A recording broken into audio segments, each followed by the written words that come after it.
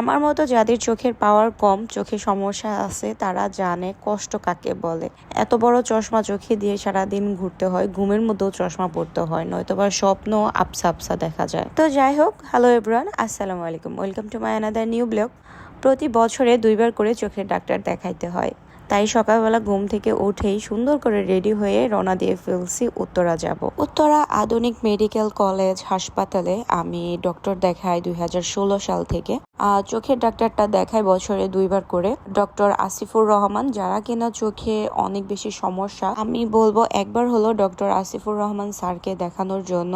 চিন্তা করো 2016 সাল থেকে আমি ওনার ট্রিটমেন্ট নিচ্ছি, এখন 2025 সাল, 9 বছর হয়ে যায়। এদিকে আমি জয়দেবপুর থেকে স্টেশন রোড চলে আসছি, সকালে নাস্তা খাই নাই, তাই ভাবলাম যে স্টেশন রোড বসে কিছু একটা খাওয়া যায়। যেহেতু মা আছে সাথে, মাও কিছু খায় নাই, তাই আমরা পরোটা, রুটি, হালুয়া নিছি। যেহেতু আমার ডায়াবেটিক্স, তো ওনার আসলে টাইম মতো খাইতে হয়। তো সকালের নাস্তাটা সেরে আমি রিক্সায় উঠে গেছি। স্টেশন রোড থেকে একদম আধুনিক হাসপাতালের সামনে যাব, 100 টাকা রিক্সা ভাড়া। আসলে গাজীপুর থেকে চাইলে বাস দিয়েও আসা যায়, কিন্তু বাসে আসলে প্রচুর জ্যাম এবং অনেক টাইম লাগে, ভালো লাগে না। তো আমাদের জয়দেবপুর থেকে স্টেশন রোড ভিতর দিয়ে রাস্তা আছে, অটো দিয়ে আসা যায়। তো অটো দিয়ে স্টেশন রোড আসছি, আর স্টেশন রোড থেকে রিক্সা নিয়ে একদম হাউস বিল্ডিং বা আধুনিক হাসপাতালের সামনে গিয়ে নামা যাবে। তো হসপিটালে যাওয়ার পর মোটামুটি অনেক ভিড় ছিল, টিকিট কাউন্টারে দাঁড়াইছিলাম প্রায় 5-7 মিনিট।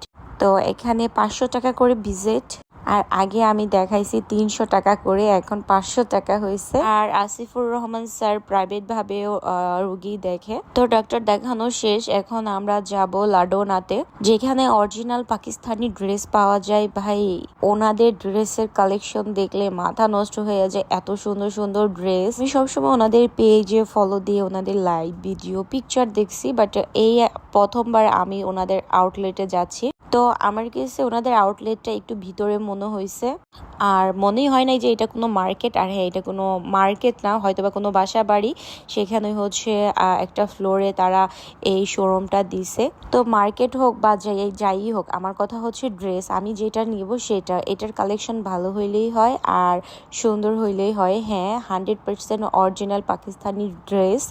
জাস্ট দেখো কি সুন্দর, তাই না? আসলে আমরা মেয়েরা না, কি করি না করি আমরা নিজেও জানি না। ঈদের আগেও কেনাকাটা, ঈদের পরেও কেনাকাটা। মূলত আমি, আমার আম্মু গেছে হচ্ছে 2-1টা ড্রেস কিনবো।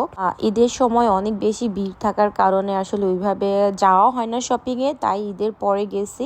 আর ওনাদের প্রতিটা কালেকশনে অনেক বেশি সুন্দর। যারা কিনা পাকিস্তানি ড্রেস পছন্দ করো, তারা অবশ্যই লাডোনা ফেসবুক পেজে কিংবা ওনাদের শোরুমে ভিজিট করতে পারো, অনেক সুন্দর সুন্দর ড্রেস পেয়ে যাবা। আর হ্যাঁ, ওনাদের প্রাইস কিন্তু অনেক বেশি, কারণ অরিজিনাল পাকিস্তানি ড্রেসের প্রাইস সবসময় বেশিই থাকে। এটা আসলে হতাশ হওয়ার কোনো কারণ নাই।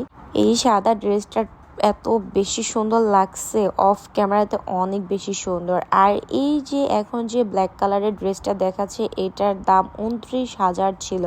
29,000! ভাই, আমার এত বাজেট নাই, আমি এত বড় লুকস না।